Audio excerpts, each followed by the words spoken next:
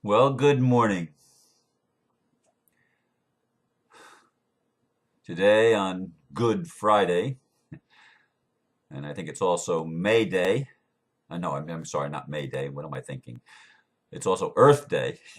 May Day is, of course, May 1st. Um, it's funny. I've been thinking a lot of this morning about the things that I'm thankful for and just being grateful for so many things. In fact, I'm going to stand up here. I put this shirt on because of my meditation. And it says, "What are you grateful for today?" And it's from the Attitude of Gratitude Project, whose founder lives right here in Brevard County, Florida, and presented me with this shirt when she came to speak. It's been a good many months ago now. In any case, I'm really loving my life today and appreciative of so many things on this Good Friday. Yesterday, my friend Kirk Nugent sent me a personalized card, which I'm holding up for you. This is the outside of the card, which obviously he made. It features pictures of me, and inside is a picture of Kirk, my wonderful friend who uplifts people and shares a very loving and positive message. And he wrote to me, "Hey, Ron, I just wanted to send some random love your way and let you know that we appreciate the work you are doing. My goal is to have 1 million people sending out 1 million positive messages into the world on a daily basis. You, my friend, are already playing a major part in that. Much love, Kirk." Isn't that beautiful? The hundreds, literally hundreds of positive messages I get every week is absolutely mind-boggling. And I say hundreds, really I get over 1,000 messages, I think. Well, maybe not. Well, probably close to 1,000 a week, I'm going to say. Some people send me private emails. Every once in a while somebody will even call me on the phone. And these things are so uplifting. And I'm just so appreciative of all that I have been given in response to my willingness to step out and share. A couple of days ago, I got a message from Tut. That's Mike Dooley's Totally Unique Thoughts. I've mentioned it before. And I'll read just the opening of what he shared with me. "Ron, about your spiritual partner and that one day soon you will be sharing my love with the dream lady made real. Have you considered that once these dreams come to pass, you may become too popular to even grocery shop for yourself?" Oh, the fact that some people actually tune into me every day to share 15 minutes with me is mind-boggling. And appreciated.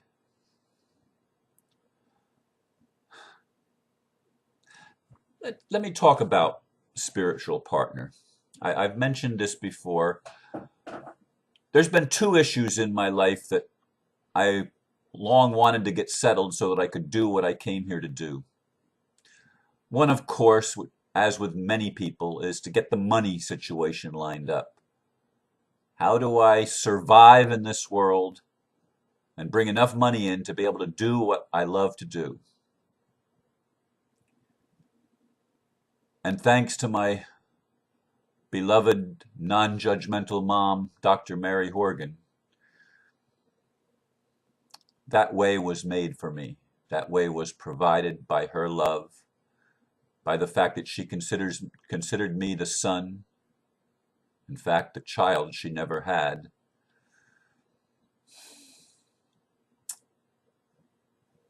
And her love continues even after she's been gone from her body on this world since February 2005.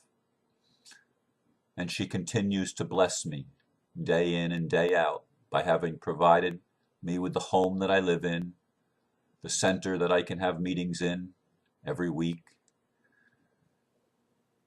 and just her love is real even now, these years later. The other thing, of course, besides having the money lined up to be able to survive and do the things that are necessary to live in this world as we've known it, the other thing was the spiritual partner, which is why I read Mike Dooley's thing. I used to think that I was pretty weak, and when my spiritual partner would come into my life, that would make me 10 times stronger. It'd make both of us 10 times stronger, and we'd be able to accomplish together the task that Spirit had created us to accomplish. And all of my life until this year, I waited. I waited for that to happen. And there were times in my life that I thought maybe my spiritual partner was here. Even this year, for a while there, I was thinking, well, maybe this is it. But none of those felt like they were actually the right spiritual partner. But this year I did step out and start doing what I came here to do. And I didn't know it was spreading daily messages on YouTube and Facebook. I didn't know that. That was not part of my specifics. But I did want to get a message out to the world that would empower people and encourage people to stand in their truth and to love themselves enough to actually become whole. I mean, not that we weren't whole before, but we didn't know it. But I did that without a spiritual, I started this and I've done this without a spiritual partner, without my twin flame, shall we call her. I still don't know what her name is. Every once in a while I meet somebody that sort of looks like her, or at least the image of her, like Paige Bartholomew does. Instant love. Anyway, sorry about that, Paige. She is a happily married lady with a wonderful husband.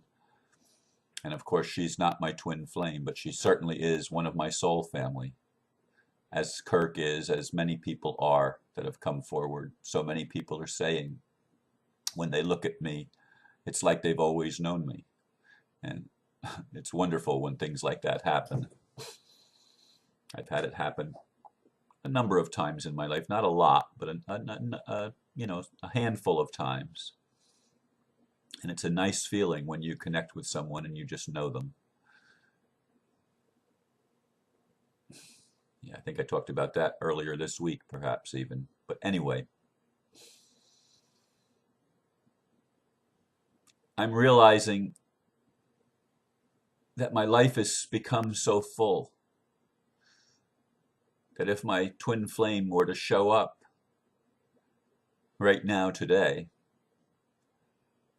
would I be able to find time for her? Would I be able to fit her into my busy life?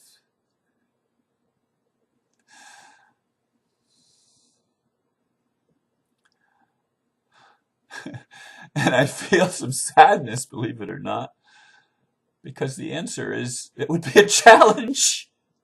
It would be hard to find room in my schedule unless she was so totally lined up with where I am and enjoying the things that I enjoy and could do them with me. I don't know where I'd fit her.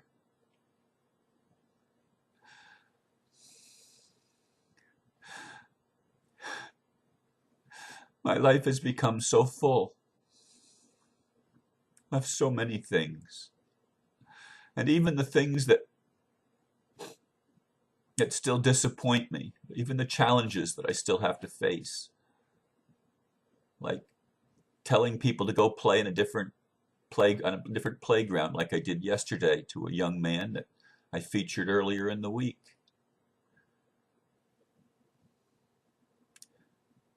And let me say a word about any one of you that wants to try to convince me that I'm wrong.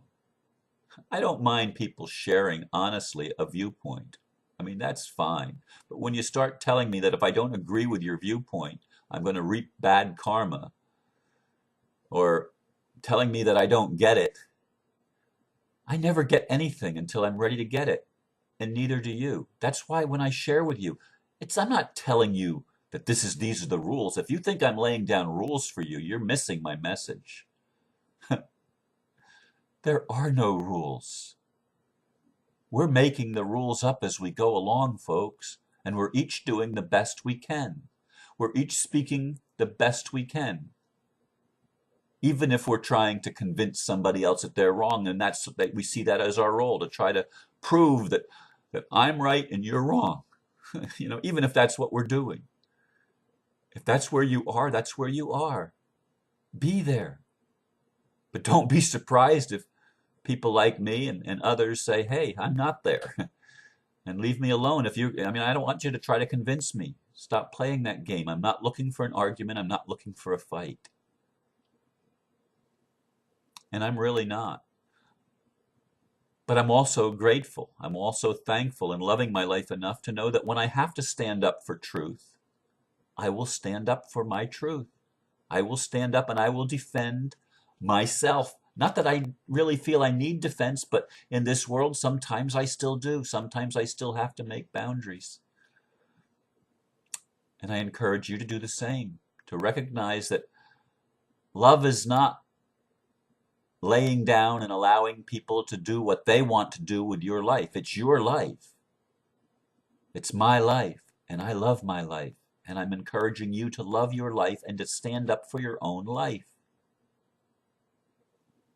Do the things that are good for you.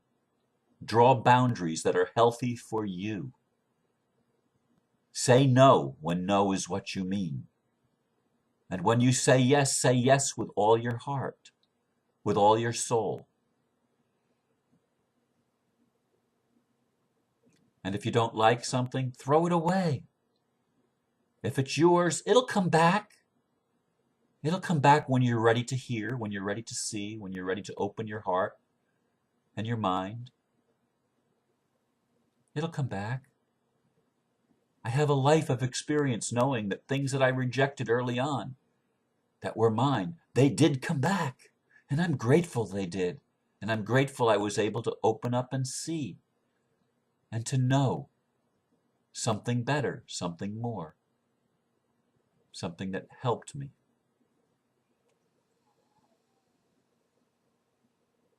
So as I said, I'm loving my life today. I'm grateful for all of the souls, all of the life forms that serve me, even life forms that we call inanimate objects. I live in a river of life, and it's flowing fast, and it's sweeping me and many others up in its current into freedom. I thank those of you that have made an impact on my life, those of you that share with me regularly. There's too many of you to name, and I started wanting to name, well, I've already named a couple of people in this video, but those are just a small representation of the many people that have reached out to me since I've started these videos and send me love. And I want you to know that I appreciate you and I thank you from the bottom of my heart. Starting tomorrow, I'm going to talk, I believe, about politics a little bit again, and about banking, and about lawyers, and about the system, and about the matrix. But for today, I wanted everyone to know how thankful I am, how grateful I am for the way my life has been moving. And you, many of you, have played a part in that. Thank you for that. Namaste. Thank you.